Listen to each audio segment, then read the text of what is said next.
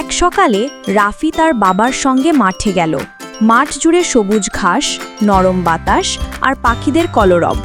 রাফির বাবা বললেন, আজ আমরা গরু ছাগলদের খাবার খেতে দেব আর তুমি তাদের দেখাশোনা করবে। রাফি খুব খুশি। সে গরু, রাঙা আর ছাগল চিকুর সঙ্গে খেলতে লাগলো। হঠাৎ একটা ছোট পাখি নিচে পড়ে গেল। ডানাটা ভিজে গেছে। রাফি দৌড়ে গিয়ে পাখিটাকে আলতো করে তুলল। বাবা এসে বললেন, প্রাণীদের যত্ন নিলে তারা আমাদের বন্ধু হয়। রাফি পাখিটাকে শুকনো ঘাসে রাখল, একটু পানি দিল। কিছুক্ষণ পর পাখিটা ছিনছি করে উড়ে গেল আকাশে। রাফি হাত নেড়ে বলল, বিদায় ছোট বন্ধু। ফিরতি পথে রাফি দেখল মাঠের পাশে নদীটিতে হাঁসরা সাঁতার কাটছে, মাছরাও জাল ছিটিয়ে খেলছে। সে হাসল, মনে মনে বলল, আজ আমি অনেক কিছু শিখেছি।